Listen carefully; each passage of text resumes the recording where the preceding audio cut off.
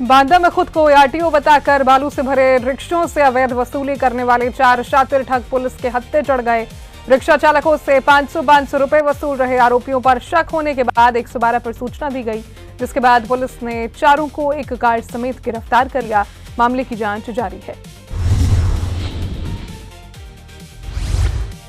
मामला ये हम सर मोरम लाद के आ रहे थे, विश्वविद्यालय के ये लोग खड़े थे। कौन लोग हैं? ये हम नहीं जानते, आरटीओ का नाम बता रहे थे और इन्होंने हमसे 500 रुपये लिया है। काफ़ी रिक्शा वालों को हड़के थे। जब यहाँ से कोई भी संपर्क हुआ है, चौकी से लोग पहुँचे और ये हमारे लोग पैसे नहीं दे रहे हैं। सर मैं रिक्शा लेके नदी से किनारे बालू बेच रहे थे, वहाँ से लाद के मैं अपने घर के काम के लिए ला रहा था। तो प्रेस विद्यालय के पास एक गाड़ी 4 पहिया मिली, उसमें 4-5 व्यक्ति थे। उन्होंने रोक लिया। कुछ साथीगण थे मेरे, उनसे हड़काया जा रहा था कि चालान कर देंगे, सीज कर देंगे आपकी गाड़ियाँ। उनसे 500 रुपये लिया, इसके बाद हमसे भी लिया। सोनभद्र के रॉबर्ट्सगंज में वरासत विवाद को लेकर पीड़ित परिवार ने जिलाधिकारी से निष्पक्ष जांच और न्याय की मांग की है। परिवार का आरोप है कि दोबारा सुनवाई के बाद भी न्यायालय के निर्देशों का सही तरीके से पालन नहीं हुआ और उन्हें न्याय नहीं मिला। फिलहाल मामले में संबंधित अधिकारियों की ओर से कोई आधिकारिक प्रतिक्रिया सामने नहीं आई है। जिला अधिकारी ये सुनने गए थे कि हमारा जो अपील किए थे हम एसडीएम के पास, हमारे पक्ष में वो हो गया। हो जाने के बाद हम लोग के पास फिर नाई के हैं हम लोग भेजे, नाई के हैं गया। नाई तहसीलदार वो उन्होंने फिर क्या कि पुराने ही आधार पर उसको फिर पारित कर दिया। तो पुराना आदेश था उसको खारिज किया गया था कि नहीं? नहीं, खारिज कर दिए। एसडीएम साहब ने खारिज कर दिए कि अब हमारे पक्ष में कर दिए मुकदमा, और वो कहे कि उनका नाम काट कर इन लोगों का सही किया जाए, लेकिन ऐसा न्याय नहीं किया। और फिर नाई ने पैसा लेकर और इसके बाद में लेखपाल और कुल पेशकार को मिलजुल कर रुपया लेकर उसको फिर वैसे ही कर दिए जैसे रहा।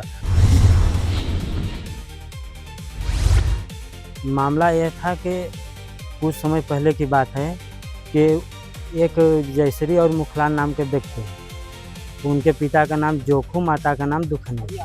उन्होंने बैनामा लिया चिरुई मरकुरी में 1982।